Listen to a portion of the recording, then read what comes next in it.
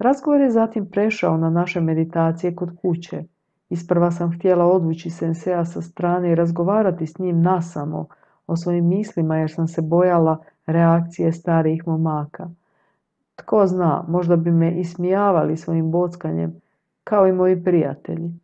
Ali sensei je strpljivo ispitivao i objašnjavao svaku situaciju koja se dogodila svakome od nas. Od Jure sam čula priču sličnu svojoj, ali ne baš toliko izrazitu.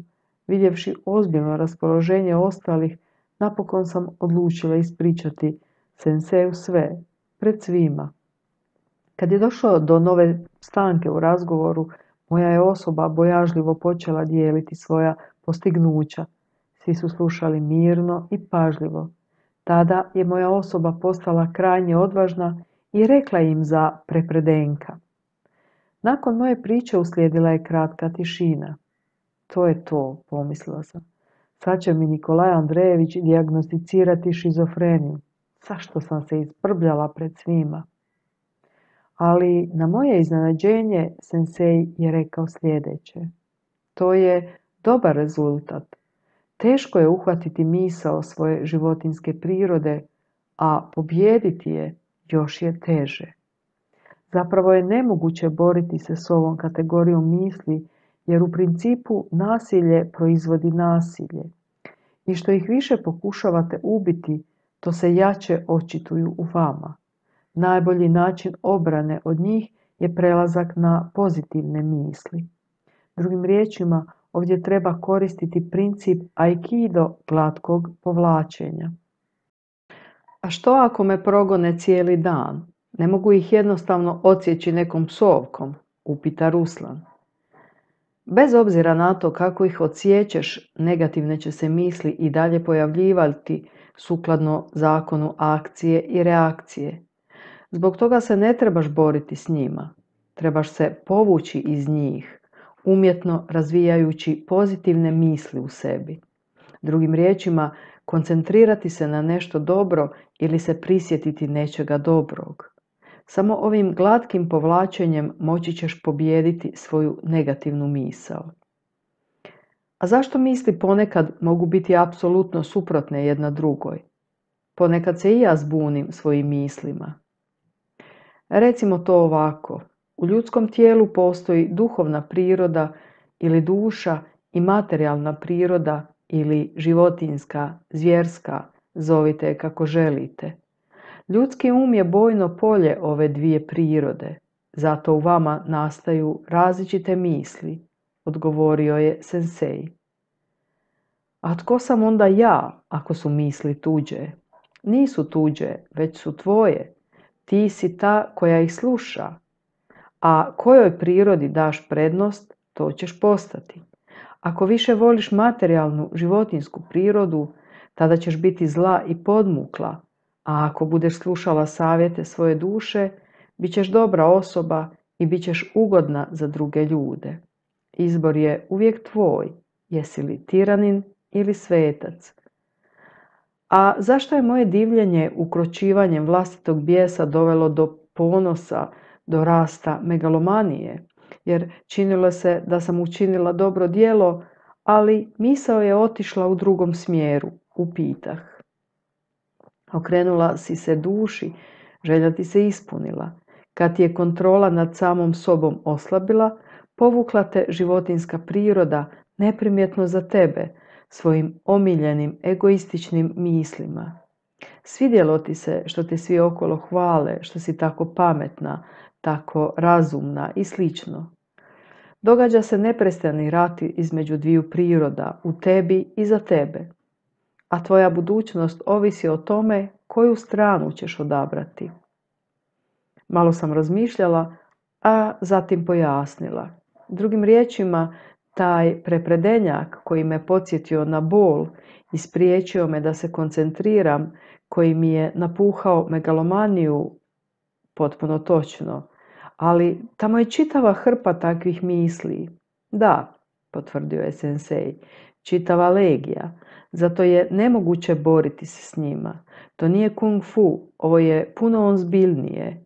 Moguće je boriti se s onim koji pruža otpor, ali borba s vakumom je besmislena. Protiv vakuma negativnih misli moguće je jedino stvoriti isti takav vakum pozitivnih misli. Drugim riječima, kao što sam rekao ranije, prijeći na pozitivno i razmišljati o dobrim stvarima. Ali uvijek ostanite budni, slušajte o čemu razmišlja vaš mozak, promatrajte sebe, budite svjesni činjenice da ne ulažete napor, a misli se u vama neprestano roje. I to ne jedna misao, mogu biti 2, 3 ili čak više odjednom. To je kao u kršćanstvu, kažu, na čovjekovom lijevom ramenu sjedi vrag, a s desne strane anđeo. I uvijek nešto šapću, primijeti Volođa. Da, potpuno točno, potvrdio je sensei, ali iz nekog razloga vrag šapće glasnije, vjerojatno ima jači glas. Ono što se u kršćanstvu naziva vragom je očitovanje naše životinjske prirode. Kad sam otkrila tu podjelu misli u sebi, mislila sam da sam možda zakačila šizofreniju, jer ona također ima veze s dijeljenjem svijesti, hrabro je rekla moja osoba. Sensei se nasmiješio i u šali odgovorio: nema genija bez znaka ludila. Nikolaj Andrejević se nasmijao. Da, zaista, i ja u sebi primijetim nešto slično. Stas se pridružio razgovoru, razmišljajući naglas o svom iskustvu. Dakle, ako je bojno polje dviju priroda, a koliko razumijem njihovo oružje su misli, kako onda možemo razlikovati tko je tko? Kako se duhovna i životinjska priroda očituju u mislima? Na koji način?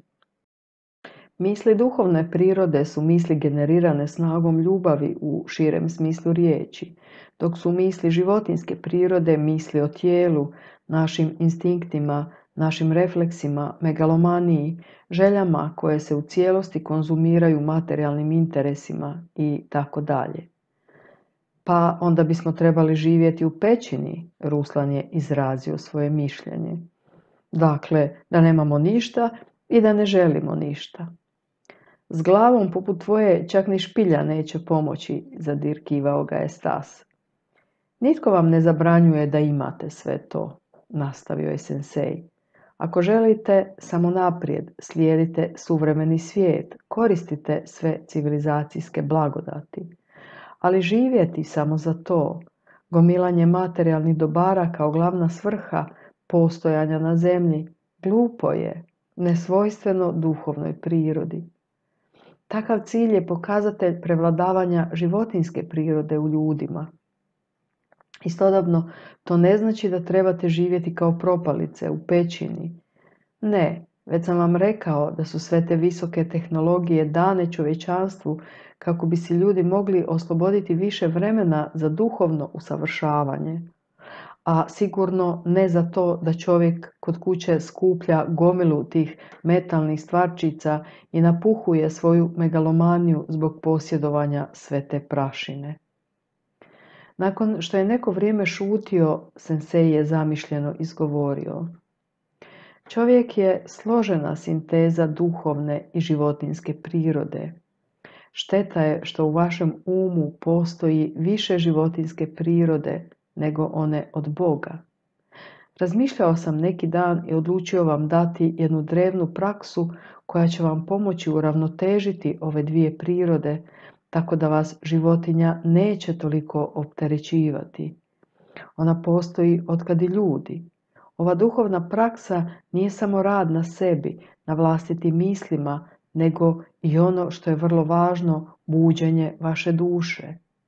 U odnosu na život može se usporediti s dinamičnom meditacijom, jer ona je stalna vježba, bez obzira gdje se osoba nalazi ili što radi.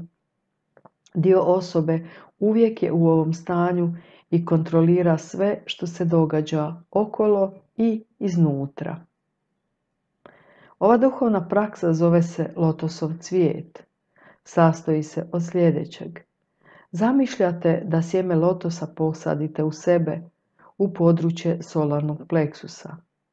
Ovo malo sjeme raste u vama zahvaljujući snazi ljubavi koju stvaraju vaše pozitivne misli. Dakle, kontroliranjem rasta ovoga cvijeta umjetno se rješavate negativnih misli koje vam se neprestano vrte po glavi. Zar stvarno cijelo vrijeme razmišljamo o negativnim stvarima? Pitao je Ruslan. Naravno, odgovorio je sensei. Samo pažljivo slijedi svoje misli. Ljudi provode puno vremena vizualizirajući različite borbene situacije, prisjećajući se negativnih sjećanja iz prošlosti, sebe zamišljaju kako se svađaju s nekim, dokazuju nekome nešto, kako varaju nekoga ili uzvraćaju udarac. Misle na svoje bolesti, na materijalnu neimaštinu i tako dalje. Znači da uvijek u svom umu drže splet negativnih misli. A ovdje se namjerno rješavate svih tih negativnih misli unutarnjom kontrolom. Što češće držite pozitivnu sliku u svom umu, brže raste sjeme ljubavi. U početku zamišljate sjeme kako počinje rasti i pojavljuje se mlada stabljika. Tada ona počinje rasti, lišće se pojavljuje na peteljci, zatim dolazi mali cvjetni pupoljak. I na kraju, postupno ga njegujući sve više i više snagom ljubavi, pupoljak procvjeta u lotos. Lotos je isprva obojen zlatno, ali kako raste, postaje blistavo bijel. Koliko je vremena potrebno da naraste? Pitala sam. Zapravo to ovisi o tebi. Nekim ljudima trebaju godine da bi narastao, drugima samo mjeseci, trećima su potrebni dani ili čak trenuci. Sve ovisi o nečijoj želji i trudu koji ulaže. Ovaj cvijet ne treba samo uzgajati, nego ga i neprestano podupirati snagom svoje ljubavi, tako da ne uvene ili odumre. Taj stalni osjećaj gajenja osoba drži na razini podsvijesti ili, preciznije rečeno, na razini kontrolirane udaljene svijesti. Što više ljubavi dajete ovom malom cvijetu, to jest što ga više njegujete i brinete o njemu u svojim mislima, štitete ga od okolnih negativnih utjecaja, to on više raste. Ovaj cvijet se hrani energijom ljubavi, naglašavam unutarnjom energijom ljubavi. I što ste više u stanju ljubavi prema cijelom svijetu, prema svim ljudima u svojoj okolini, cvijet postaje veći. Ali ako se krenete ljutiti, cvijet slabiji. Ako ispoljavate jaki bijes, cvijet uvene i razboli se. Tada će za oporavak trebati uložiti puno truda. To je vrsta kontrole. I tako, kad ovaj cvijet procvjeta i krene rasti, on počinje emitirati vibracije umjesto mirisa, takozvane leptone ili gravitone, zovite ih kako želite, odnosno energiju ljubavi. Osjetite kako se latice ovoga cvijeta pomiču, čineći da vaše tijelo i okolni prostor vibriraju, ispoljavaju ljubav i harmoniju u svijet. A osjeća li se to nekako na fizičkoj razini? Upita ženja. Da, lotos se osjeća kao vrelina u području solarnog pleksusa, kao širenje topline. Odnosno, ti osjećaji nastaju u području solarnog pleksusa gdje se, kako legende kažu, nalazi naša duša. Ovo područje postaje sve toplije i toplije.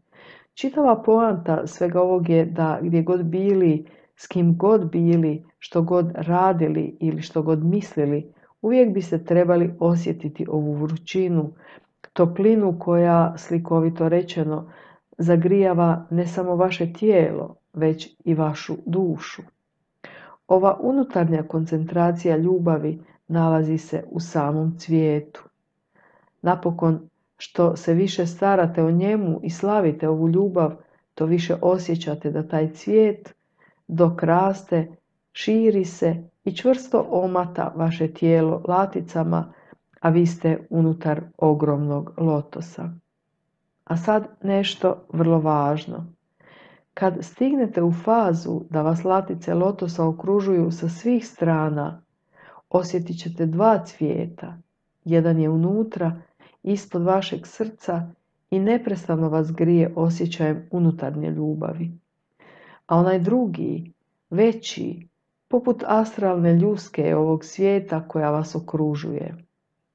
S jedne strane zrači vibracijom ljubavi prema svijetu, a s druge strane štiti vas od negativnog utjecaja drugih ljudi.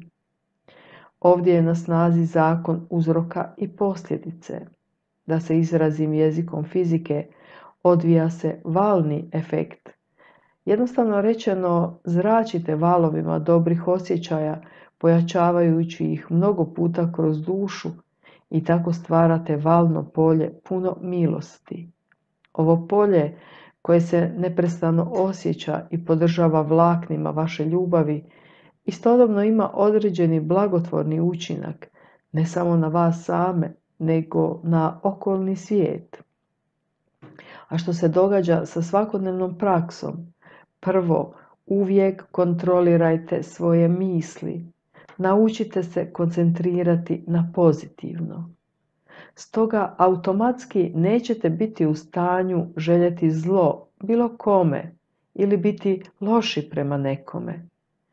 Jer ova vježba se radi svaki dan i svake sekunde i to do kraja života.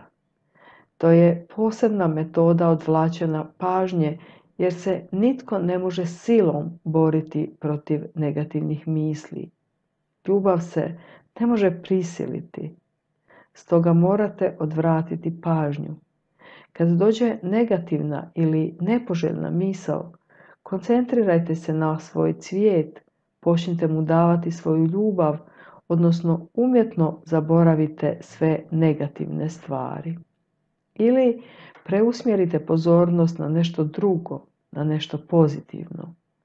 Ali cvijet osjećate cijelo vrijeme, s odlaskom u krevet, buđenjem, noću, tijekom dana, što god radili, učili, bavili se sportom i tako dalje. Osjećate kako ljubav gori iznutra. Osjećate kako se u prsima kreću struje ljubavi i ispunjavaju tijelo. Osjećate da vas ovaj cvijet počinje zagrijavati iznutra posebnom toplinom, božanskom toplinom ljubavi. I što više dajete, to je više nastaje u vama. Stalno zračeći ovom ljubavlju, ljude doživljavate iz perspektive ljubavi. To je drugo što je vrlo važno, prilagoditi se frekvenciji dobra. A dobro znači uspjeh, sreću, zdravlje. Dobro znači sve. Počnete se osjećati sretnije, a to pozitivno utječe na stanje vašeg uma. Središnji živčani sustav glavni je regulator svih vitalnih aktivnosti. Stoga, prije svega, ova praksa poboljšava vaše zdravlje. Osim toga, život vam postaje ugodniji kad započnete nalaziti mir sa svima. Nitko se ne želi svađati s vama. Svugdje ste dobrodošli. Nema nikakvih većih problema. Zašto? Jer čak i ako imate neki problema u životu, jer život je život, počinjete ih doživljavati na sasvim drugačiji način od većine običnih ljudi. Već imate nov pogled na život koji vama pomaže pronaći najoptimalniju odluku za situaciju. U vama se budi životna mudrost. I treće, najvažnije, vaša se duša probudi u vama i počnete osjećati kako postajete čovjekom. Shvatite tko je Bog, da je Bog sveprisutna tvar, a ne samo maštarija nekolicine idiota. Počinjete osjećati božansku prisutnost u sebi i jačate ovu moć svojim pozitivnim mislima i osjećajima. Više se ne osjećate sami na ovome svijetu, zato što je Bog u vama i s vama. Osjećate njegovu stvarnu prisutnost.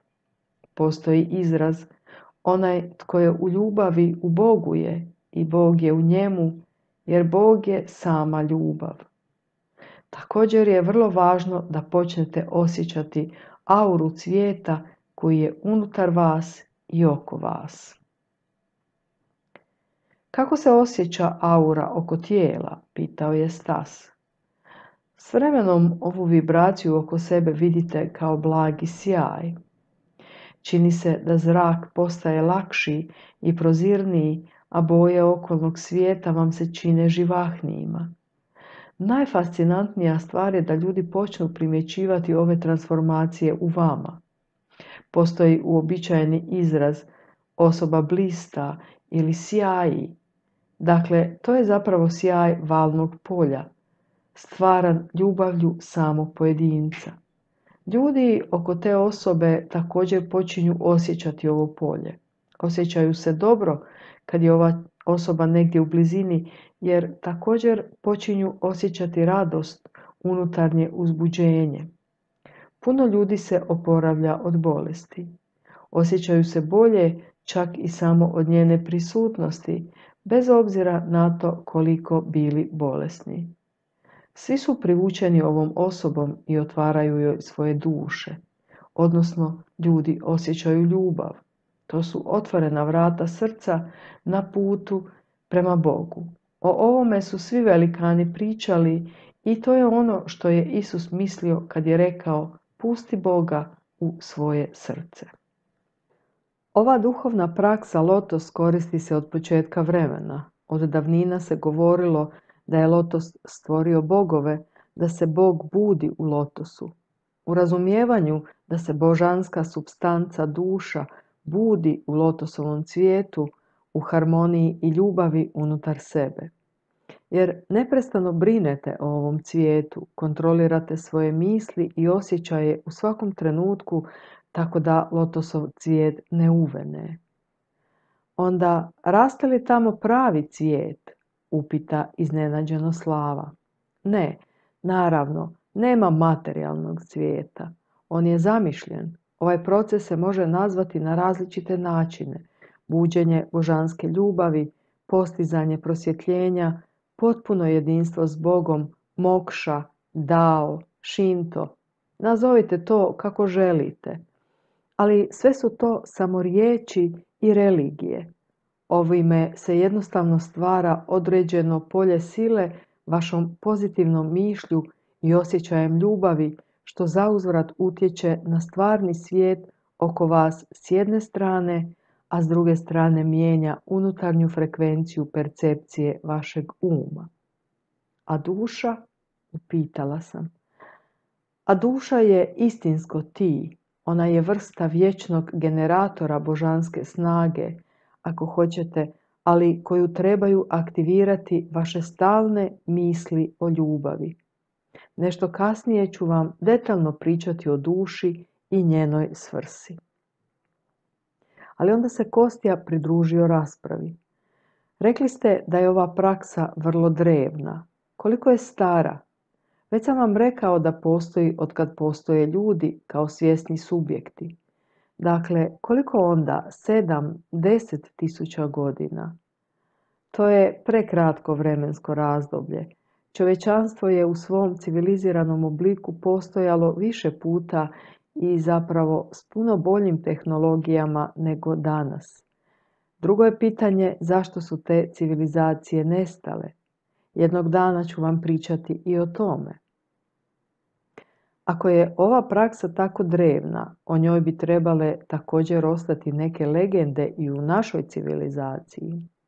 Naravno, činjenica da je duhovna praksa lotosovog cvijeta postojala ranije može se potvrditi brojnim drevnim izvorima. Lotos je darovan, na primjer, nekim odabranim faraonima starog Egipta. I ako pogledate literaturu o ovom pitanju, naći ćete dokaze da egipatski mitovi i legende kažu da je čak i njihov bog sunca Ra rođen iz cvijeta lotosa. Ovaj je cvijet služio kao prijestolje za Izidu, Horusa i Ozirisa. U drevnim Vedama, najstarijim hinduističkim knjigama napisanim na sanskritu, lotos je također jedna od ključnih tema. Konkretno, u vezi s 3 glavne muške inkarnacije Boga, Brahma, stvoritelj, Višnu, zaštitnik i Šiva, razarač, stoji sljedeće. Božje tijelo Višnu je nosio divovski zlatni lotos Brahmom, stvoriteljem, rođenom u lotosu na njemu. Zlatni lotos s 1000 latica rastao je, a svemir je rastao zajedno s njim. Do danas u Kini, kao i u Indiji, ovaj cvijet prikazuje čistotu i čednost. Najbolje ljudske osobine i namjere povezane su s lotosom. U Kini misle da postoji posebno takozvano zapadno nebo s jezerom lotosa i da je svaki cvijet koji tamo raste vezan za dušu umrle osobe. Ako je pojedinac bio čestit, njegov ili njen cvijet cvjeta, a ako nije, uvene. U Grčkoj se smatra da je lotos biljka posvećena božici Heri. Herkul je jedno od svojih putovanja obavio zlatnim sunčanim čamcem u obliku lotosa. Međutim, sve te legende i mitovi nisu toliko imaginarni. Te su se priče temeljile na stvarnim činjenicama o samorazvoju ljudi zahvaljujući ovoj drevnoj duhovnoj praksi. Samo što je u ranijim vremenima, kada je u većini ljudi prevladavala životinjska priroda, cvijet lotosa bio davan samo odabranima, više ili manje duhovno zrelim pojedincima. I prirodno je da su drugi ljudi kasnije te pojedince smatrali bogovima. Jer pojedinac koji je u sebi uzgojio lotos i probudio dušu, zapravo postaje Bogu sličan, jer može ljubav stvoriti pukom mišlju. Kad je došlo vrijeme za duhovno obrazovanje većine ljudi, bodhisatve iz Šambale dali su ovu duhovnu praksu Budi. Zahvaljujući prakticiranju ove tehnike lotosa, Siddhartha Gautama dosegao je prosvjetljenje sjedeći pod drvetom Bodhi. Po odobrenju Rigdena, Buda ju je dao svojim učenicima za daljnje širenje među ljudima. Nažalost, s vremenom su ljudi iskrivili Budino učenje i stvorili čitavu religiju koja se temelji na ovoj praksi. Kao rezultat toga, čak i budisti danas prakticirajući svoju religiju zamišljaju raj kao neobično mjesto gdje se ljudi rađaju kao bogovi na cvijetu lotosa. Oni traže ovo mjesto iako je stalno u njima. Iako su od Bude stvorili Boga, on je bio samo čovjek koji je naučio istinu pomoću ove duhovne prakse. To je razlog zašto je usput lotos postao simbol budizma, kao i zašto postoji izraz Buda sjedi u lotosu ili Buda stoji u lotosu. Primjerom je pokazao ljudima što pojedinac može postići pobjedom protiv svoje životinjske prirode. Stvarno je učinio mnogo dobra za duhovni razvoj čovječanstva širenjem ove duhovne prakse među ljudima u njezinu izvornom obliku. Istu molitvu dao je Isus Krist za buđenje božanske ljubavi. Hoćete reći da su molitva i meditacija isto? Pitala je Tatjana. Zapravo da, isto je s molitvom Oče naš koju je dao Isus. Samo što je u njoj sve toliko uobičajeno. Ljudi traže kruh i slično, ali suština je ista. Pojedinac se razvija sam, njeguje svoju dušu, kontrolirajući svoje misli, svoje želje te nepokolebljivu vjeru i ljubav. Općenito, Buda, Isus, Muhamed i svi velikani znali su ovu duhovnu praksu, kao da su pijuckali iz istog izvora. Pomoglo im je ne samo da postanu ono što uistinu jesu, već i da pomognu drugim ljudima da nauče svoju vlastitu božansku prirodu. Zašto je svima bilo tako ugodno biti u blizini Bude, Isusa i Muhameda? Zašto se kaže da sveti ljudi blistaju? Zašto ponekad ne želimo napustiti društvo neznanaca kada ih sretnemo? Zato što zrače ovom ljubavlju. Zato što im neprestano raste ova snaga, snaga dobra, snaga ljubavi, snaga ove božanske manifestacije u ljudima. Za njih kažu da je Bog u toj osobi i to je zapravo istina. Dakle, samo bih s ljubavlju trebao razmišljati o ovom cvijetu, pitao je Andrej. Ne samo da se trebaš koncentrirati i razmišljati, već i ono najvažnije, trebao bi izazvati te osjećaje topline u području solarnog pleksusa, te ih snažiti u svako doba svojim dobrim mislima. Mnogi možda to neće odmah postići, jer moraš doći do korijena tvari, jasnije vizualizirati i ponavljam opet evocirati sve te osjećaje. Zašto ti skrećem pažnju na to? Jer kad pojedinac izaziva te osjećaje, počinje ih održavati ne samo svojim umom, već i na razini svog podruma, točnije na razini svoje podsvijesti. To dovodi do buđenja duše. Jednostavno, nema druge nego se probuditi. I što je više budeš hranio svojom ljubavlju, to ćeš se više buditi i brže ćeš postati svoje pravo ja, ono koje je oduvijek bilo unutra, a ne u vanjskoj ljusci smrtnog tijela. Nakon kratke šutnje sensei je dodao: život je prekratak i bilo bi bolje da uspijete veličati duhovnu prirodu u svom srcu. Čitava naša grupa neujednačenih godina stajala je šutke, duboko zamišljena nad sensejevim riječima. Čak sam osjetila nekakve trnce u tijelu od iznenadnog oduševljenja i nadahnuća. Bila sam toliko zapanjena svime što sam čula, toliko šokirana ovom neočekivanom informacijom, da mi je bilo teško povjerovati da je ove riječi izgovorio običan čovjek. Njegovo duboko znanje s moje točke gledišta očito nije bilo s ovoga svijeta. Htjela sam pitati o ovome, ali nešto me sputavalo. Sumnjala sam da je to nešto već znalo za sve, jer je posezalo za ovim bićem svakim vlaknom moje duše. Čim sam pomislila na to, moj um je ponovo počeo raspravljati sa mnom, uvjeravajući me da je ovo običan, jednostavan čovjek koji samo kompetentno i temeljito razumije filozofiju, religiju, psihologiju, povijest, fiziologiju, medicinu, fiziku. Stani, kamo idem s tim? Pomislila sam. Je li moguće da čovjek može akumulirati toliko temeljnog znanja odjednom? Ali, s druge strane, zašto ne? Ima talentiranih ljudi, poput Lomonosova ili Leonarda da Vincija, koji su znanjem bili daleko ispred svog vremena. Međutim, čini mi se da se ne sjećam da su jasno govorili o duši.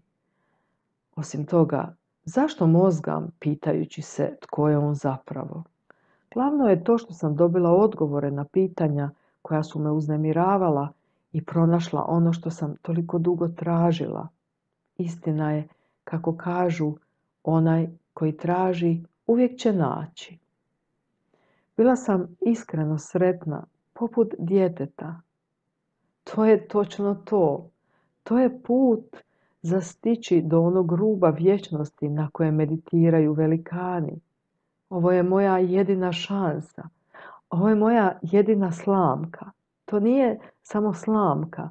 To je cijela spasonosna arka na kojoj se ne trebam bojati ni fizičke smrti, na kojoj nije zastrašujuće otploviti u vječnost. Dakle, ima li još pitanja? Upita sensei. Šutjeli smo gledajući ga zadivljeno. Samo je Nikolaj Andrejević, koji je bio manje više trezveno raspoložena osoba u našoj grupi, odgovorio: pa recimo da ne vjerujem u Boga, naravno. Sa stajališta psihologije to je prilično zanimljiva mogućnost. O svemu treba razmisliti. Puno je informacija, a ja moram sve to riješiti. Pitanja će se pojaviti kasnije. Dobro onda, odgovorio je učitelj ljubazno. Onda pretpostavljam da smo za danas gotovi. Idemo kući. Bila sam izvrsno raspoložena. Cijelim putem kući analizirala sam što sam čula, sve razmatrala u svojim mislima s različitih gledišta. A onda sam počela ispitivati svoje dobro raspoloženje. Nešto je bilo neobično, jer sam se osjećala kao potpuno zdrava. Analizirajući malo svoje dojmove, iznenada sam shvatila u čemu je stvar. Prije sam mislila da je moja duša, odnosno moje ja, koje će trajati vječno, smještena u materijalnom mozgu. I činilo mi se da je koristim za razmišljanje i da su sve moje misli rođene iz nje. Ali u posljednje vrijeme sam imala ozbiljnih problema s mozgom, kako su govorili liječnici. Nije me toliko fizički deprimiralo koliko duhovno. Pretpostavljala sam da ako mi je mozak oštećen, duša bi mi također mogla biti u kvaru.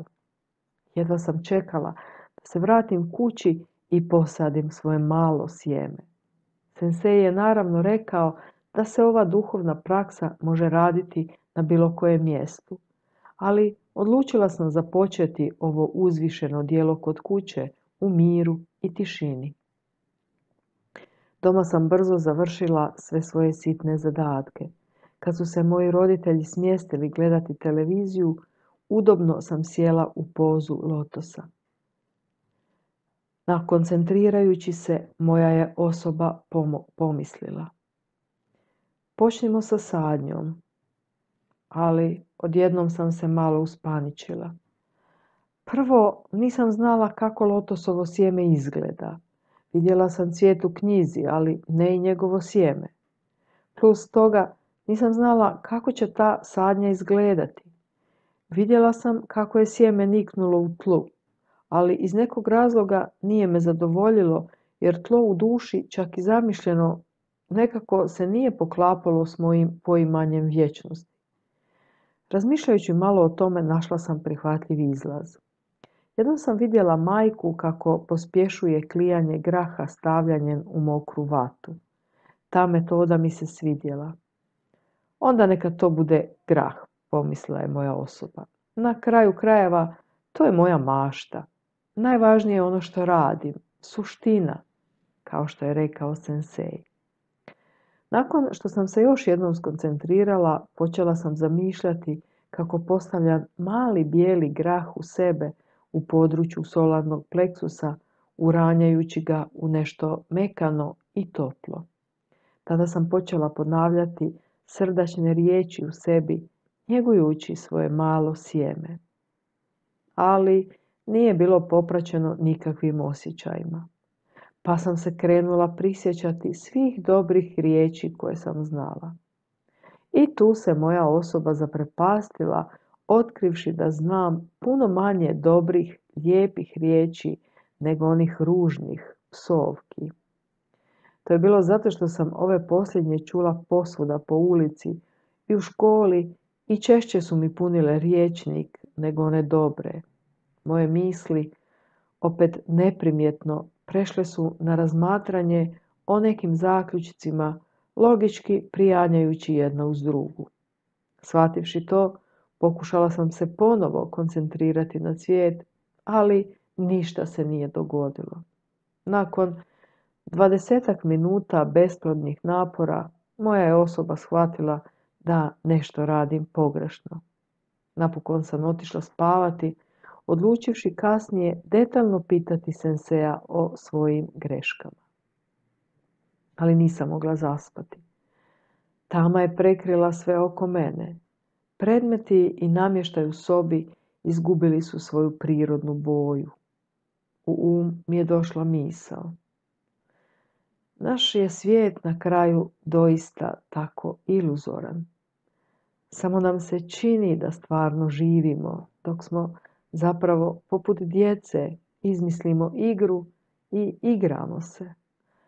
No, za razliku od djece, odrasli ne odrastaju jer se toliko naviknu na stvorenu sliku da počinju misliti kako je sve ostalo isto takva stvarnost. I na taj način čitav naš život prolazi u laži i u žurbi. Ali kao što je sensei rekao, zapravo vi ste ta duša, ta vječna stvarnost koja postoji u zbilji.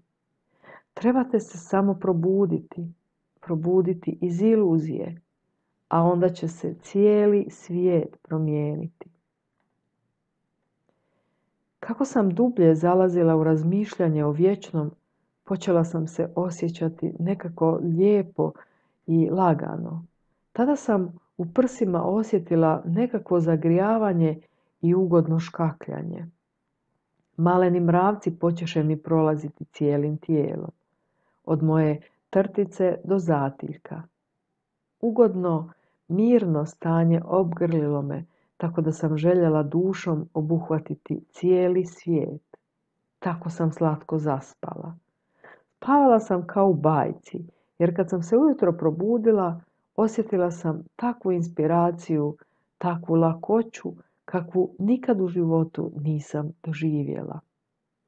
U školi sam ponovo pokušala mentalno dočarati stanje od prethodnog dana, ali nisam se mogla koncentrirati zbog stalnog protoka školskih informacija i kontradiktornih emocija.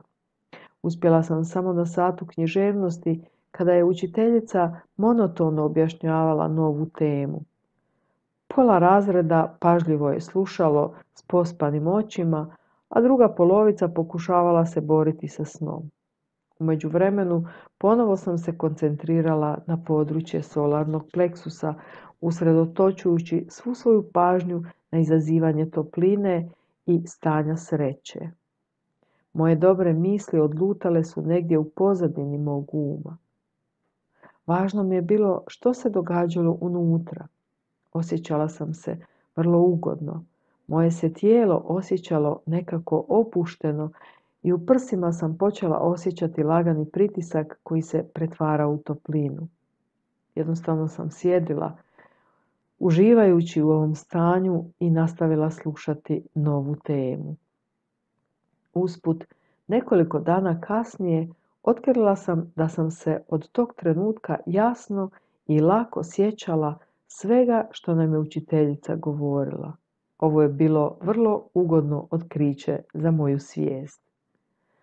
Nakon nastave otrčala sam u knjižnicu kako bih popunila prazninu u svom znanju o cvijetu lotosa. Ali ono što sam o tome pročitala u različitim izvorima zaista me zapanjilo. Otkrila sam sljedeće. Lotos je vodootporna višegodišnja zeljasta biljka s dugom peteljkom i velikim cvjetovima koji dosežu promjer od 30 cm, a počivaju na velikim listovima. Listovi lotosa imaju zanimljivu osobitost, prekriveni su posebnim voštanim slojem i zato se ne namoče u vodi. To sam protumačila kao činjenicu da dušu ne mogu pokvariti loše misli ili drugim riječima utjecaj životinjske prirode. Samo će nastaviti spavati. Cvijet lotosa ima 22 do 30 latica, blago ružičaste pred dnu i svijetle na vrhu, smještene spiralno oko čašice sa sjemenom. Bacila sam pogled na fotografiju cvijeta. Ova čašica sa sjemenom smještena u središtu cvijeta izgledala je poput zlatnog čepa s više vlakana uokolo iste boje. Zanimljivo je da su cvjetovi lotosa uvijek okrenuti prema suncu.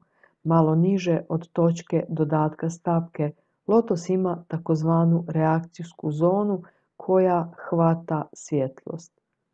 Pročitala sam još zapanjujućih informacija o njegovu sjemenu. Sjeme lotosa posjeduje izvanrednu sposobnost zadržavanja snage klijanja na nekoliko stotina godina, a ponekad čak i nekoliko tisuća godina. Ova posebnost lotosa vjerojatno je razlog zašto se koristi od najstarijih vremena kao simbol besmrtnosti i uskrsnuća. Također, uspjela sam ustanoviti jedan zanimljiv detalj. Lotos posjeduje homeotermnu sposobnost. To znači da je cvijet u stanju održavati svoju unutarnju temperaturu, baš kao ptice, sisavci i ljudi. Cvijet lotosa ima značajno mjesto u vjerovanjima različitih naroda. I to je bilo sve što sam uspjela otkriti. Ali ovo je bilo dovoljno za djelomično shvatiti zašto sensei stalno spominje umjetnost lotosa u čast ovoga cvijeta. Međutim, osjetila sam potpuno razumijevanje njegova značenja negdje u sebi samoj, u samoj dubini svoga istinskog ja. Nekoliko dana kasnije, dok sam išla na trening, dečki su počeli dijeliti svoje dojmove i rezultate. Ispostavilo se da su svi razumjeli senseja na svoj način i svačija je unutarnja ljubav rasla drugačije. Kostja je zamišljao da je zasijao sjeme lotosa, kako je rekao, u neku vrstu životne materije svemira. Štoviše, učinio je to tek jučer, dok je cijelo vrijeme prije toga marljivo pretraživao literaturu, tražeći dokaze za sensejeve riječi. Nije imao nikakvih osjećaja, jednostavno je zamišljao postupak i sada čeka rezultat. Tatjana je tu ljubav u svom srcu zamišljala kao Isusovo rođenje, budući da ju je baka odgojila kao vjernu kršćanku. Imala je osjećaje sreće, unutarnjeg oduševljenja i laganog pritiska u području srca. Ali srce ju je počelo malo boljeti. Andrej se svaki dan pokušavao ciljano koncentrirati na područje solarnog pleksusa kako bi postigao barem nekakav osjećaj razmišljajući o lotosu. Tek trećeg dana osjetio je jedva primjetnu, neznatnu toplinu, čak nije ni toplinu, nego kao da ga je nešto golicalo, kao da je nešto golicalo to mjesto poput dodira perom. A Slava nije bio u stanju ni zamisliti kako se sve to događa unutar njegovih organa. Prije početka treninga naša je skupina pričekala trenutak kad sensei nije bio zauzet, pa smo mu prišli s pitanjima. Počeli smo pričati o svojim iskustvima. Tatjana je prekinula razgovor preko reda i požalila se senseju na srce. Učitelj joj je uzeo ruku i osjetio joj puls, poput profesionalnog liječnika. Točno, tahikardija. Što se dogodilo? Ne znam. Počelo me boljeti nakon što sam se koncentrirala na rođenje Gospodinovo u srcu. A onda je detaljnije govorila o buđenju svoje božanske ljubavi. Razumijem, koncentrirala si se na organ, na srce, ali ne smiješ se koncentrirati na organ. Srce je srce. To je samo mišić, to je pumpa tijela. Koncentracijom na njega izbacuješ ga iz ritma i miješaš mu se u rad. Kad naučiš kontrolirati sebe, tek tada ćeš biti u stanju koncentrirati se na rad tijela i njegovih organa. Radeći to sada, samo ćeš si naštetiti. Trebaš se posebno koncentrirati na solarni pleksus. Iz njega se sve rađa. To je glavna čakra u lotosu, zvana kundalini. Pročitao sam da kad se kundalini probudi, neka vrsta zmije gmiže uz kralježnicu.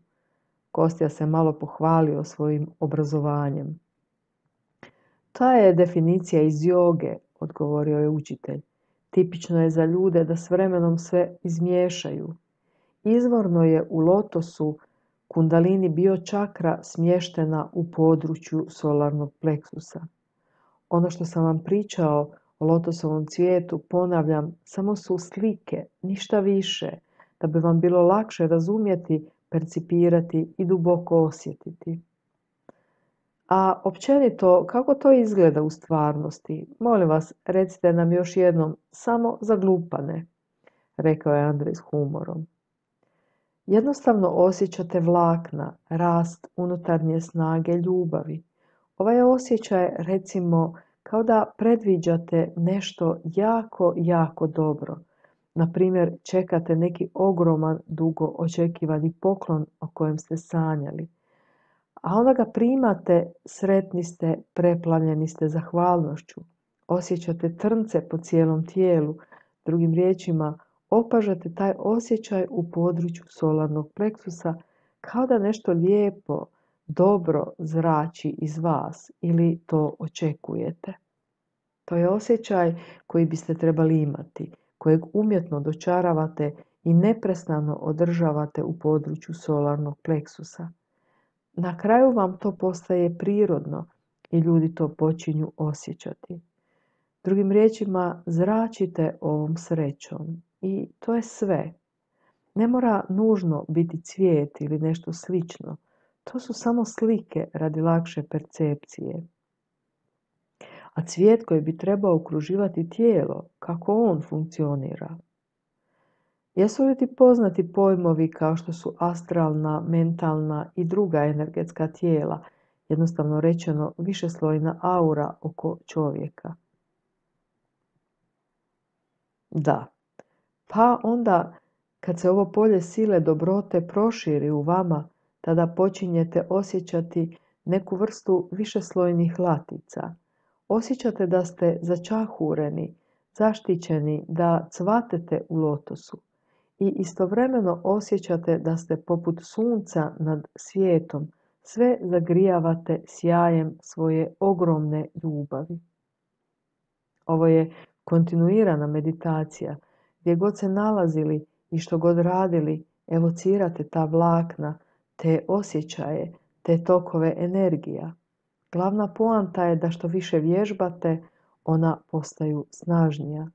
Konačno, ovaj proces dobiva materijalne karakteristike i zaista ćete moći pozitivno utjecati na ljude. Drugim riječima, to ćete moći činiti kad se i sami potpuno promijenite i iznutra u mislima i izvana u djelovanju. Andrej je želio postaviti još jedno pitanje, ali mršavi starac pojavio se na vratima dvorane. U redu, društvo, rekao je sensei prije nego što je Andrej uspio bilo što izustiti. Razgovarat ćemo o tome kasnije. Pomaknuli smo se u stranu. Starac je, pozdravivši senseja, počeo govoriti s uzbuđenjem, odvodeći ga u stranu. Znaš, akademik iz Lenjingrada zvao je danas, rekao je bez daha. Žores Ivanović zamolio me da ti kažem da će sigurno biti ovdje za 3 dana. Nisam baš uhvatila riječi koje su uslijedile, jer je štrkljavi smirio uzbuđenje i prebacio se na šapat. Moja je osoba bila izuzetno iznenađena ovom porukom. Što akademik ima tražiti ovdje? I to je jedan od lenjingradskih. Što će mu sensei? Bila sam ispunjena znatiželjom. No, upravo tada započeo je trening, vođenje kojeg je sensei povjerio starijim senpajima. Nije bilo vremena da udovoljim svojoj znatiželji. Tijekom treninga, razmišljajući o sensejovoj analogiji o iščekivanju velikog poklona i provodeći je u praksi, osjetila sam da su ti osjećaji u meni puno bolje radili jer sam ih dobro pamtila iz djetinjstva. Taman kad sam u svom sjećanju oživjela ove davno zaboravljene emocije, osjetila sam ugodno škakljanje u središtu solarnog pleksusa koje se širilo različitim smjerovima u laganim valovitim strujama.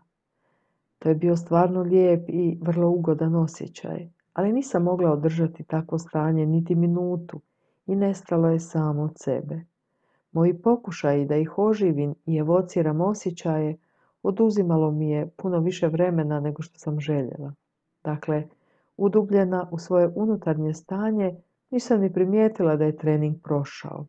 Usput, tijelo me više nije boljelo nakon tog nezaboravnog treninga, a bol je nestala, baš kako je sensei i rekao, točno za 3 dana. U danima koji su slijedili pokušavala sam evocirati te osjećaje radeći različite stvari. Ali dobro je djelovalo samo kad sam se posebno koncentrirala na cvijet lotosa dok sam se bavila nekom vrstom fizičkog posla. Nadalje, počela sam barem pomalo pratiti svoje misli. Jednoga dana, sjedeći kod kuće i radeći domaću zadaću, pokušala sam se prisjetiti svega o čemu sam razmišljala taj dan. Ali ne samo da se nisam mogla sjetiti svojih misli, već se nisam mogla sjetiti ni svih svojih postupaka. Uspjela sam se prisjetiti nekih općenitih stvari, dok su detalji isplivavali s mukom. Ono što je najvažnije, dobra djela ušla su u kategoriju tako treba biti, a ja sam ih se jedva sjećala. Međutim, negativni trenuci, negativni emocionalni naleti urezali su mi se u pamćenje detaljno.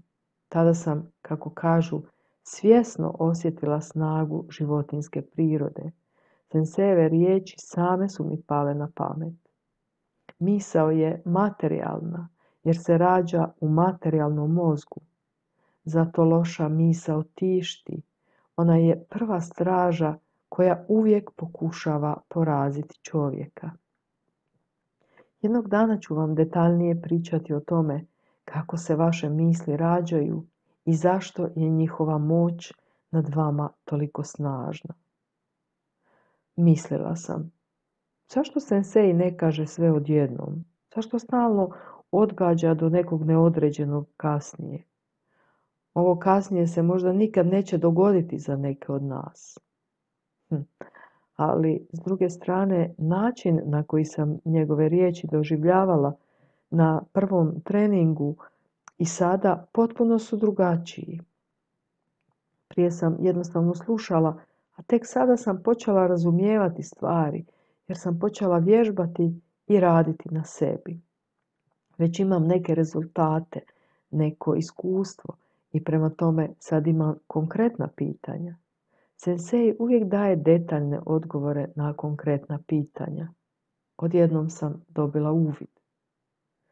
Samo čeka da shvatimo njegove riječi, tako reći da ih pustimo da rade kroz nas, da naši umovi sve poimaju sami i priklone se duši. Inače, svo ovo znanje, kako kaže sensei, ostaće za nas kao prazna zvonjava u praznoj glavi. Sensei je rekao da moramo neprestano raditi na sebi, da je svaka minuta života dragocjena i mi je trebamo koristiti kao Božji dar za usavršavanje svoje duše. Ove riječi ojačale su moje samopouzdanje i optimizam. Kasnije bih ih se često prisjetila kad bi mi tijelo preplavila apatija. Unatoč lošem vremenu i prometnim problemima uzrokovanim prvim snijegom u godini koji se nagomilao kao nikada ranije, svi su na vrijeme stigli na trening meditacije. Ne gubeći vrijeme, sensei je počeo raspravljati o našim pokušajima uzgoja cvijeta lotosa. Nikolaj Andrejević bio je oduševljen svojim rezultatima, posebno s psihoterapijskog gledišta, kao jednim od najboljih načina za kontrolu misli. Na kraju svoje priče zamišljeno je rekao: pokušavao sam detaljnije analizirati sve što si rekao i pojavilo mi se ovo pitanje. Rekao si da te vibracije ljubavi štite čovjeka od negativnog utjecaja drugih ljudi. Od koje vrste točno i kako se to očituje? Negativni utjecaji mogu varirati. To može biti urokljivo oko i, kako bi ljudi rekli, baksuzluk. Urokljivo oko, baksuzluk.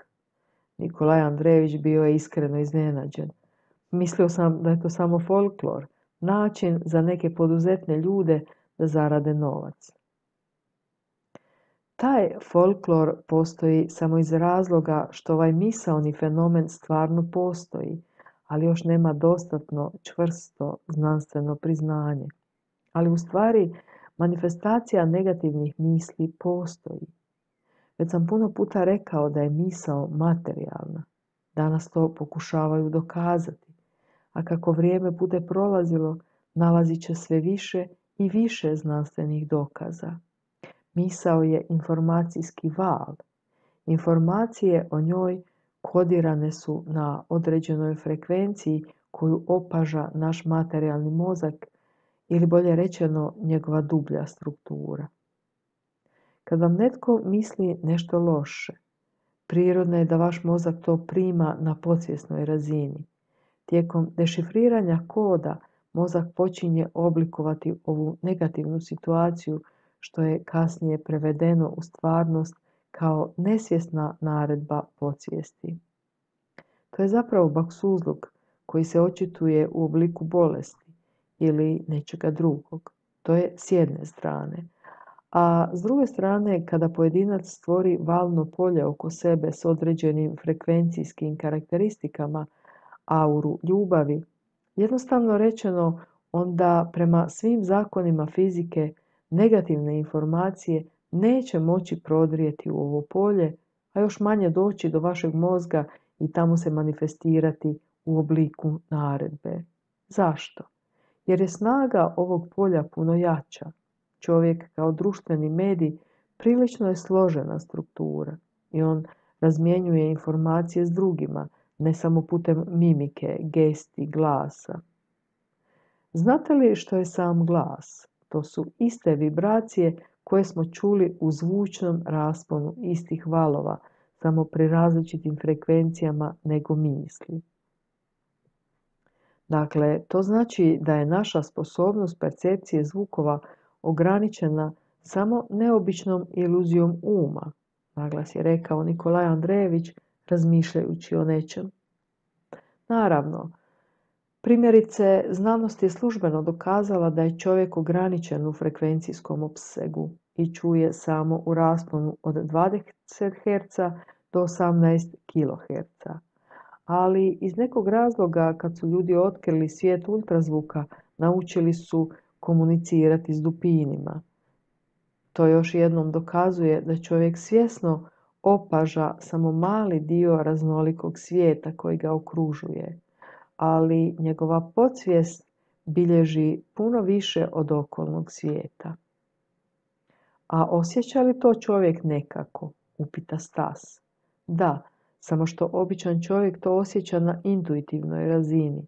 Drugim riječima, kako bi se reklo, šestim čulom, dok duhovno razvijeniji pojedinac opaža svjesnije.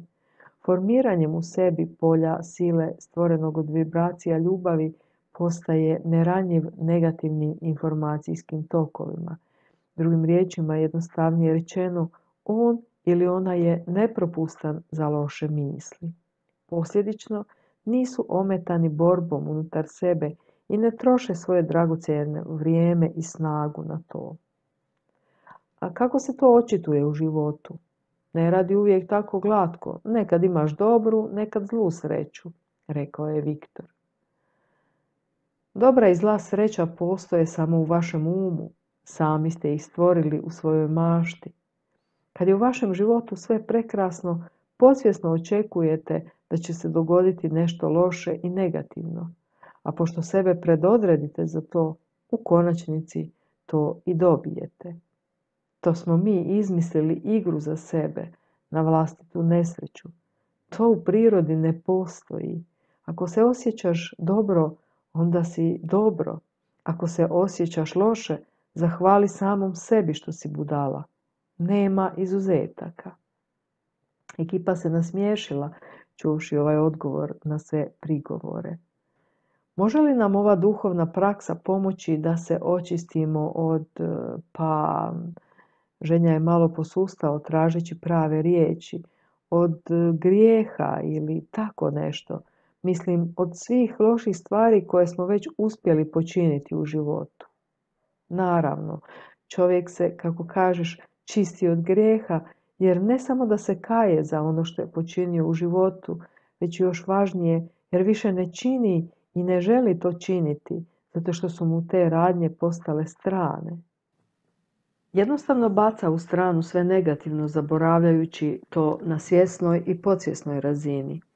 Ako je potišten nekim prošlim radnjama koje ga neprestano progone, automatski se čisti uz pomoć rastuće snage ljubavi, radeći na buđenju svoje duše. Zašto kažu da ćete grijeh uništiti? Pitao je Andrej. Da, uništit ćete. Ako čovjek počini grijeh, to mu djelo ne dopušta odmor na svjesnoj ni na podsvjesnoj razini, te mu poput crva gricka mozak. Napokon pukne u obliku čira ili možda srčanog udara ili vrijeđanja i sl. Drugim riječima, što god netko rekao, ako se ništa ne učini kako bi se to zaustavilo, ova loša stvar ubija čovjeka iznutra. A ako čovjek ne razumije da li je učinio dobru ili lošu stvar, svatko prilično dobro razumije koje je loše stvari učinio i koje dobre. Bez obzira koliko glumio da je uzvišen i moćan, bez obzira koliko se hvalisao pred drugima, koliko je žilav, koliko dobar, kakav je on nadčovjek, u stvarnosti kad ostane sam, boji se za sebe. Boji se kad legne noću, pogotovo ako je sam ili dok hoda mračnom ulicom. Jasno osjeća da ga netko gleda. Osjeća taj pogled na sebi i to ga muči. Boji se smrti jer će, pa najblaže rečeno, neće se dobro provesti. Što se događa nakon smrti? Upita Stas. Za onoga ko je dobar, recimo to tako, tko je očišćen, unutar koga je Bog, taj se nema čega bojati, tamo će mu biti dobro. Iako nije postigao visoku razinu duhovnog razvoja, iako nije uspio postići svoju konačnu slobodu duše, sjediniti se s vječnom ljubavi, s Bogom, nirvanom, nazovite to kako hoćete, doseći nebo ili kraljevstvo Božje u tumačenju religija, ali razvijao je svoju dušu, težio je ovome. Nebo nije mjesto gdje se fizički družite sa svojim prijateljima, onima koji su poput vas molili u crkvi, jer je to bilo moderno i smatraju se prosvjetljenima. Sve je to smeće, čak i ako se tako molite cijeli život. Najvažnije nije ono što pokazujete vanjskom svijetu, već ono što mislite i radite. Najvažnije je tko zapravo jeste i kako se ponašate, kako se posvećujete svom duhovnom rastu. Ali ako dosegnete određenu razinu slobode, kada dođete Bogu kao zrelo dijete, to je već zaista bolje. To je primarni cilj koji vas privlači. Otišli ste, slobodni ste, zvijezde su pred vama i očekuje vas beskrajno savršenstvo. Ali teško vam je čak i razumjeti ovo stanje. Ako ste loš, negativan čovjek, recimo to tako, ako u vama prevladava materijalna priroda, ako pokušavate pribaviti materijalna dobra preko ugnjetavanja drugih, odnosno nanošenja štete drugima, a istovremeno se ne pokušavate promijeniti, tada ćete biti u nevolji. Samo podmitiš svećenike u ime Božje, oprostit će vam, svi se grijesi odjednom opraštaju. Ženja se pokušao našaliti. Svećenici će možda oprostiti, ali Bog teško. Općenito, ako pokušate dati bijednu otkupninu, čak i izgradnjom crkve, ali se ne pokajete za ono što ste počinili i ne pomirite se sa svojom savješću, tada će sve vaše naknade biti besmislene i glupe, jer Bog je više zainteresiran za podizanje vaše duše, odnosno svojih vlastitih čestica, nego za naknade u obliku materijalnih dobara koja je stvorio svojom vlastitom voljom za razvoj i iskušavanje ljudskih duša. Što znači tamo biti u nevolji? Pitao je Andrej. Pa teško je objasniti da biste mogli razumjeti, ali otprilike nešto kao ovo. Zamislite najgrozniju stvar koja vam se može dogoditi. najstrašniju. Jeste zamislili? Da, dakle, ovo je najbolje što će biti tamo i to za prilično dugo vremena. Ne plašim vas, kažem vam kako stoje stvari. Svaki čovjek snosi odgovornost za svoja djela. Možda na to neće ni pomisliti, premda je na podsvjesnoj razini savršeno svjestan što radi. U tajnosti od svih je pohlepan i u njemu prevladava materijalna suština, krade, laže i zadovoljava svoju megalomaniju, ne da ni kune ili misli imam puno novaca, ja sam kralj. Kakav si ti kralj? Sutra ćeš skončati, a tamo će se vidjeti tko i što si. A najzanimljivije je to što svi ovo osjećaju i razumiju. Zato mnogi trče okolo cijeli život kao njihala iz jedne krajnosti u drugu, iz jedne religije u drugu. U stvarnosti nitko osim vas nikada se neće izmoliti za vaše grijehe. Ono što je potrebno je vaše stvarno djelovanje prema svom unutarnjem svijetu. Ono što je potrebno je stvarna zrelost duše, a ne nekakva izbjegavajuća samozavaravanja i glupava nada da nitko neće saznati što ste učinili i da ćete se izvući. Straža koja bilježi sve vaše misli, a da ne spominjem vaše postupke, je u vama. I sudbina vaše duše bit će točno određena prema njezinu zapisu sjećanja. Onda to znači da je loše biti bogat. Slava je donio vlastiti zaključak. Ne, biti bogat čovjek dobro je, prekrasno. Međutim, činjenica da još uvijek imamo siromašne ljude, to je loše, to je tužno. Kad su ljudi bogati, to je predivno, imaju vremena za sebe, za svoj razvoj, ako ga naravno koriste na pravi način. Reci mi, molim te, Nikolaj Andrejević se ponovo pridružio razgovoru u vezi s cvijetom lotosa. Želio bih pitati, opažaju li svi ljudi vlakna ljubavi kao pozitivna? Većina njih da, ali postoje određeni pojedinci koji opažaju te vibracije krajnje negativno. To ih čini sumnjičavima i uzrokuje antagonizam. To znači da je njihova svijest hendikepirana. Drugim riječima, boje se da bi im se duša mogla probuditi kontaktom sa zračenjem pozitivne osobe, pa se stoga njihov um počinje aktivirati i donositi negativnost u prvi plan. Znači da je ovaj pojedinac vrlo loš, pokvaren, iako možda misli da je divan, da je dobar. Možda ga neko mnoštvo uzvisuje, dok je u stvarnosti gad. Zašto? Jer na sve ovo reagira krajnje negativno. U njegovom umu životinjska priroda prevladava nad dušom. Neko smo vrijeme šutjeli. Znate, nedavno sam slučajno naišao na neku literaturu u kojoj se kaže da je Helena Blavatsky u svojim rukopisima spomenula neku vrstu posebne duhovne prakse koju je nazvala ruža svijeta, koja me malo podsjeća na cvijet lotosa. Pohvalio se Kostja svojim otkrićem. Da, to je odjek duhovne prakse cvijeta lotosa. Međutim, Blavatska je u to unijela dosta zabune. To nije čudno jer o tome je pisala nakon što je čula od različitih lama, a ne iz originalnog izvora. Također sam pročitao da je buđenje lotosa najviše postignuće u budizmu, ali prije toga treba proći kroz brojne inicijacije, razine i testove. Sve su to gluposti. Ljudi su izmislili sve te stvari da bi stvorili besplatnu hranilicu, religiju. U početku je Buda dao ovu jednostavnu praksu u čistom obliku većini ljudi, tako da bi svi imali pristup duhovnoj praksi lotosovog cvijeta za buđenje duše. Sve je bilo vrlo jednostavno. I za njegove učenike. U početku je također davao ovu duhovnu praksu svojim učenicima. Zatim, prema njihovoj razini buđenja, davao im je istančano znanje. Prošli put rekli ste da je Budino znanje djelomično izgubljeno. Kostja nije odustajao i djelomično iskrivljeno.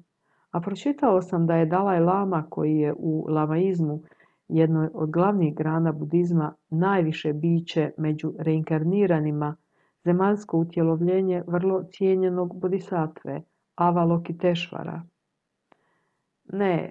Ne tako. Avalokite izusti kostja s mukom. Drugim riječima, on je živi Bog, kako kažu. Također je zapisano da je smrt ovoga živog Boga začetak njegove nove zemaljske reinkarnacije. Posebna komisija najviših lama za njim traga među dojenčadi koja su bila rođena u godini nakon smrti Dalaj Lame. Dakle, razmišljam, ako se ovaj bodhisattva neprestano reinkarnira, može li se znanje zaista izgubiti? Tko? Dalaj Lama, bodhisattva? To čak nije ni parodija na bodhisattvu. Tko je Dalaj Lama u svojoj biti? Dakle, da biste zaista razumjeli, ispričat ću vam povijest. Budino učenje je u početku bilo usmeno, međutim imao je veliku rezonanciju među ljudima jer njegove su duhovne prakse bile jednostavne i lako razumljive, posebno cvijet lotosa. Njegovo filozofsko učenje bilo je prvi put zapisano iz riječi njegovih sljedbenika. Samo zamislite, gotovo 600 godina nakon njegove smrti na lišću palme Tripitaka, 29. godine prije Krista. Ovo je najstarija ranobudistička zbirka rukopisa koja je već bila zapisana u iskrivljenoj verziji u odnosu na stvarno budino učenje. Budući da su ljudi to napisali slijedeći svoje osobne ciljeve, bogaćenje od tog znanja, a posebno stvaranjem religije na njegovoj osnovi. Što više, nakon Budine smrti dogodio se raskol između njegovih učenika. Dio njih držao se tradicionalnih stavova, takozvane doktrine Hinayane, što na sanskritu znači manje vozilo ili uzak put spasenja. U svom je početnom obliku ovaj smjer bio više-manje bliže istini, jer je isticao značaj osobnih napora praktičara da se oslobodi spona, samsare, prijelaz duše iz jednog tijela u drugo, na putu do konačnog spasenja, nirvane. Pa ipak ljudi su ga s vremenom iskrivili, pretvarajući ga u jako iskrivljen, komplicirani, napuhnuti kult. Druga doktrina Mahajana, što na sanskritu znači veliko vozilo i široki put spasenja, zapravo je početak naše priče o Dalaj Lami. Doktrina Mahajane reformirala je sve strane budističkog učenja, pretvarajući Budu od mudraca i učitelja u tipično božanstvo, a bodhisatve u njegove emanacije. Prema njihovom razumijevanju svatko je mogao postati bodhisattva dospijećem u vladajući kliku te religije, iako sama riječ bodhisattva ima sasvim drugo značenje. Ova riječ potječe iz Šambale. Točan prijevod riječi bodhisattva sa sanskrita znači onaj čija je bit znanje. Buda je ljudima ovaj koncept predstavio uzimajući u obzir razinu duhovnog razvoja u to vrijeme. Čak i u njegovu dekodiranju te riječi njezino je značenje zvučalo otprilike: bodhisattva je biće iz Šambale koje je doseglo najvišu razinu savršenstva i koje je izašlo iz nirvane, koje ima volju opet uroniti u nju, ali odbija zbog svoje ljubavi i suosjećanja prema živim bićima i želje da im pomogne postići savršenstvo. Dakle, što su to lažne bodhisattve radile? Iz Budine definicije su izvadili samo nekoliko riječi: iz Šambale, izašao iz nirvane, ima volju i pomogne postići savršenstvo. I to su promijenili u svoje vlastito tumačenje.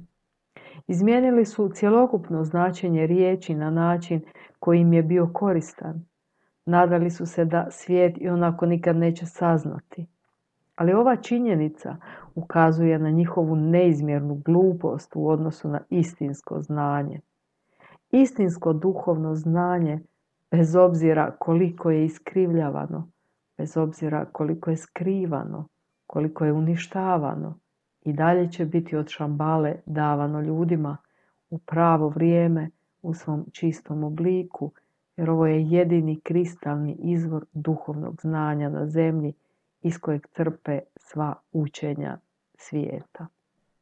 Nemoguće je da osoba postane bodhisattva, iako u povijesti čovječanstva bilo je nekoliko jedinstvenih pojedinaca koji su mogli narasti svojom dušom do razine bodhisattve. Ali ove jedinstvene osobe mogu se nabrojati na prste jedne ruke u cijeloj povijesti postojanja čovječanstva, ne samo u malom rasponu vremena koje vam je poznato, koje smatrate poviješću. Dakle, najviša razina koju ljudi mogu postići u duhovnoj praksi radeći na sebi, opet ističem radeći na sebi, je razviti svoju dušu pomoću ljubavi do te mjere da smrt neće moći vladati nad njima. Drugim riječima, mogu se osloboditi lanca reinkarnacija i sjediniti se s božanskom ljubavlju, s nirvanom, nazovite to kako vam drago. Za vas je sad teško razumjeti čak i značenje riječi nirvana, ali niti jedan zemaljski užitak ne može se usporediti s tisućitim dijelom ovoga najvišeg stanja. Dakle, bodhisattve su stvarno bića iz Šambale, upita Andrej. Da, stvorili su svoj mali svijet, ljudima poznat kao prebivalište. Odatle se svijetu daje znanje, znanstveno i duhovno, tako da ljudi mogu duhovno rasti i razvijati svoje duše. Jesu li mesije bodhisattve? Upita Stas. Ponekad su bodhisattve, dok su davali svoje osnovno učenje, morali postati mesije, ali vrlo rijetko. Češće su u pravilu mesije njihovi učenici odgojeni od običnih ljudi. U kojem smislu? Pa jednog dana pričat ću vam o tome. Previše smo odstupili od teme. Dakle, bodhisattva nikome neće dokazivati tko je on, štoviše, on neće stvoriti religiju. Bodhisattva može davati učenje o duhovnoj biti čovjeka i kako je razvijati, ali nikako religiju. U stvari, svaka je religija samo show biznis rođen od megalomanije vladajuće klase i stvoren da izvlači novac iz gomile glupih magaraca. Zašto glupih? Pitao je Ruslan ogorčeno. Jer ti ljudi postaju ograničeni u svom znanju. Neprestano im se tupi da bi trebali slušati samo govore svojih vjerskih vođa, trebali bi čitati samo svoju literaturu i držati se samo svog stada, jer su sve ostale religije u krivu. Na primjer, nemojmo ići daleko, već se vratimo na temu našeg razgovora. Što su ti showmeni učinili s Budinim učenjem? Prvo, zbog praktičnosti i kako bi imali manje pitanja iz gomile, stvorili su od Bude Boga. Drugo, uveli su složene vjerske obrede, bogoslužja, molitve, ukazali masama na širok i jednostavan put do spasenja, zahvaljujući show kultu majstora bodhisattvi. Običan laik ne samo da mora izvoditi rituale, čarolije, zavjete i sve te višeslojne gluposti koje su oni izmislili, već ih mora i darivati za njihove budalaštine, najjednostavnije rečeno, a pritom im se mora bezuvjetno pokoravati. Zapravo, ovi lažni bodhisattve koji su zapravo samo lukavi i pametni ljudi, jednostavno su stvorili još jednu hranilicu, religiju. A sada ćemo se vratiti na pitanje o Dalaj Lami. Dakle, onaj koji je započeo svu tu zbrku oko reforme budizma bio je Nagarjuna, koji je živio u 2. stoljeću nove ere. Bio je prilično pametan, ali podmukao čovjek s koristoljubivim interesima. Bio je hinduistički filozof, teolog, pjesnik, a osnovao je školu Šunjavada, a sada najvažniji dio. Za kompliciranje jednostavnih stvari, za uvelike iskrivljavanje i djelomično prisvajanje znanja koje je Buda dao za mase, za izvrtanje suštine samog učenja, Nagarjunu je strogo kaznio Rigden Džapo, te je osuđen na vječnu svjesnu reinkarnaciju. A tko je Rigden Džapo? Upita Kostja. Rigden Džapo na čelu je bodhisattvi u Šambali. Dakle, kasnije u povijesti Nagarjunina osoba bila je poznata pod različitim imenima. 1391. godine njegova se suština ponovo rodila u čovjeku po imenu Gendun Drupa, koji je postao prvi Dalaj Lama. Prvo je želio biti obožavan, da mu se svi dive zbog toga što je navodno izvrstan učitelj. Privlačili su ga bogatstvo, luksuz i obožavanje. Danas Dalaj Lama ima ogromno bogatstvo, veliki luksuz, štuje ga četvrtina svijeta. Ali, s druge strane, on nije sretan i nikada neće biti. Osuđen je na vječnu svjesnu reinkarnaciju i vječnu unutarnju patnju.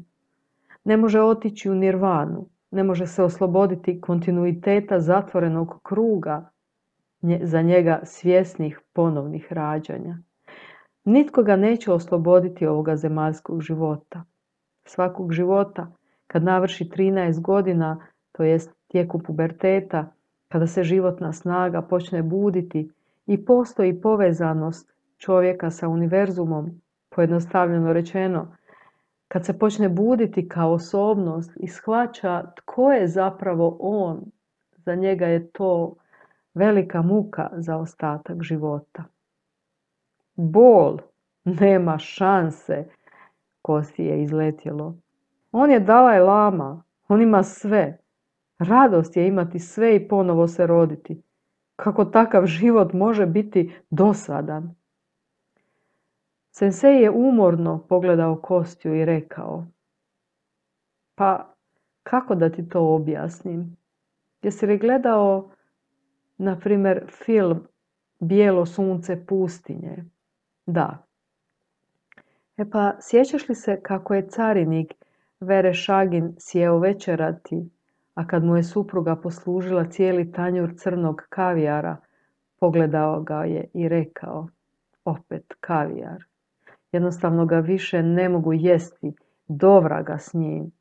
Daj mi ga zamijeni kruhom ili nečim sličnim. Drugim riječima, sve s vremenom postane dosadno i to vrlo brzo, a život postaje trostruko dosadan. Da se sjećaš barem dijela onoga što si iskusio u drugim tijelima, jednostavno bi povraćao od monotonije tjelesnih oblika. Svjesno se ponovo poroditi i znati da ti je to vječna sudbina, to je zastrašujuće. Ne možeš ni zamisliti koliko je to zastrašujuće. Isus je s dobrim razlogom kaznio lutajućeg Židova besmrtnošću. Sjećaš li se ove priče? Kostja je zbunjeno odmahnuo glavom. Ne. Kad je Isus bio progonjen na putu prema Golgoti, osjećao se vrlo loše, bio je jako žedan. A kad se zaustavio na pragu kuće jednog od Židova koji se zvao Ahasver i zatražio vodu, potonji ga je grubo otjerao, bojeći se za svoj život, da će zbog toga biti kažnjen. A Isus mu reče: bojiš se za svoj život, pa živjet ćeš vječno. Od tada Ahasver ne može umrijeti i luta po svijetu, bez obzira koliko mu je muka od njega. Zar mu nikada neće biti oprošteno? Tatjana je pitala suosjećajno. Ne do općeg oprosta, dok se cijeli svijet ne pokaje, ali to je već druga priča.